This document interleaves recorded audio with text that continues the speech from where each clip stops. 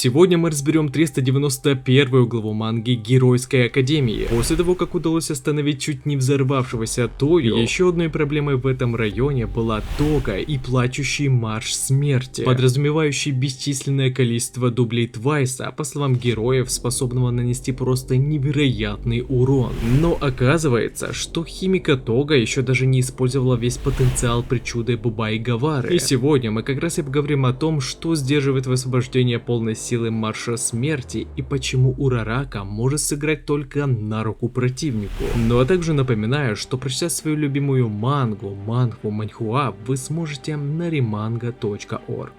Здорово, ребятки и анимешники, у микрофона Зик, а вот ребята, которые оставили свой коммент под прошлым роликом. Ну а мы начинаем.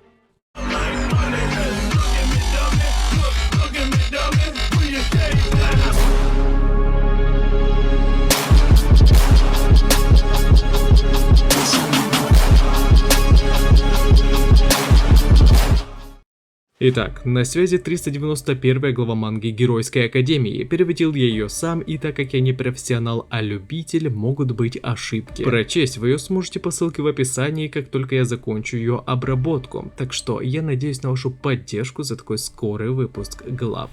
Изначально нам демонстрируют то, как же много доставляют проблем героям нашествия дублей Твайса. Однако Пикси Боб даже еще отлично справлялась, нанося удары земляным потоком прямо по скоплению врагов, уничтожая их пачками. По сути, эта кошечка обладала одной из эффективных причуд против такого рода ситуаций. И если бы не способность земляного потока, тогда бы противник мог прорвать оборону, и тогда, считайте бы, беды не миновать. Вот только с каждой секундой Тога создавала все больше и больше дублей, вследствие чего избылось одно из самых худших опасений оставшихся здесь героев. Клонов стало настолько много, что на их приток уже просто не удавалось вовремя отреагировать, и в один из таких моментов враги окружили сопротивление, попросту поглотив кошечку и тигра во все это месиво, не позволив больше Пикси Боб кастовать земляные потоки, вследствие чего вся эта орава дублей вырвалась из зоны контроля и хлынула наружу. Хоть причуда трансформации Тоги и имела ограничения по времени в зависимости от того, сколько она приняла крови, да и если бы герои знали, сколько еще у химика было материала для трансформации, то это бы все равно не имело бы смысла, ведь плачущий марш смерти уже начал свое расширение по территории. И пока некоторые персонажи после сражения еле стояли на ногах, а кто-то и вовсе не был в состоянии подняться, все они находились в большой опасности, ибо имея огромное преимущество в численности, этот марш смерти мог сравнять здесь все с землей за считанные секунды. Однако надежда все еще была, и это Очако, которая сейчас находилась в самом эпицентре сотворения дублей. Благодаря причуде невесомости она смогла подняться вверх, оторвавшись немного от нашествия Твайса, а находясь уже в воздухе, Урараке удалось вычислить среди всех клонов тот самый оригинал, выдавший себя нетипичным поведением по сравнению с остальной массой противника. Это как раз и была Тога, которая сейчас не могла прийти в себя, ведь все ее мысли были забиты возможной гибелью Тои, отчего химика охватывало чувство грусти, что еще один дорогой ей человек снова покинул ее. Но Урарака не стала терять времени и, зацепившись за оригинал, используя прием космическая прогулка в невесомости, она сократила дистанцию. Очако все еще хотела достучаться к Тоге, поговорить с ней, ведь за последнее время ее мнение о ней сильно изменилось. Сама же химика не желала ничего слушать, говоря, чтобы та закрыла свой рот, поскольку об этом нужно было думать и раньше, а сейчас было уже поздно. Но вот только Урарака видела ее слезы, говоря, что она наверняка таки не смогла сделать то, что ей все еще не позволяет стать такой же, как и Бубай Гавара, а следовательно и причуду его она на полную так и не сможет использовать. Цую предположила, что возможно любовь химика Тоги не распространяется на Шигараки и других, и поэтому она скорее всего и не может использовать их причуды полноценно. Но Урарака думала иначе, она слышала слова ненависти от дублей Твайса, но в ту же очередь у самой химика на лице наворачивались слезы, вследствие чего Очако пришла к заключению, что сейчас желание Тоги убивать и мстить героям смешалось с чистой любовью, из-за чего она и не способна полностью раскрыть причуду Твайса. Однако Однако самой Тоге явно было не по нраву то, что ее оппонент позволяла себе копаться в ее чувства, отчего она просто пришла в неистовую ярость, ведь по словам Химико, Ачака совершенно ничего не знала о ней такого, что давало бы ей возможность судить ее. У Тоги даже показалось немного лицо, позволив нам отчетливо увидеть, насколько же Химико взбесили подобные слова в ее адрес. И теперь вот думай себе, был ли Урараки нужен этот разговор? Думала ли она, что таким образом могла подтолкнуть Тогу к полному раскрытию причуды Твайса? Ведь по ее выражению лица она явно не ожидала от своего оппонента именно такой реакции. А так как в скором времени трансформация Химика подойдет к своему концу, так как вроде бы крови Буба и Гавары у нее было немного, значит сейчас было самое то время для такого поворота событий.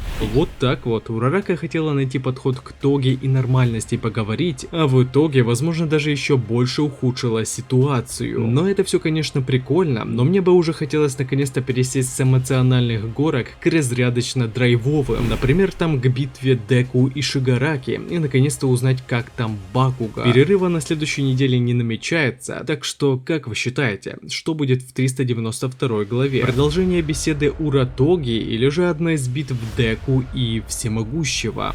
Ну а также не забываем, что прочитать свою любимую мангу и не только вы сможете на remanga.org. А на этом ролик подходит к концу. Пишите свои мысли по поводу этого ролика, выскажите свое мнение, что вам понравилось, а что не понравилось, и несколько комментариев попадут в следующий ролик. Если тебе понравился ролик, тогда лайк и подписка для меня будет лучшей благодарностью. А также не забываем про колокольчик, ведь в последнее время не всем приходят уведомления. Всем спасибо за ваш просмотр, мирного неба вам над головой и всем пока-пока.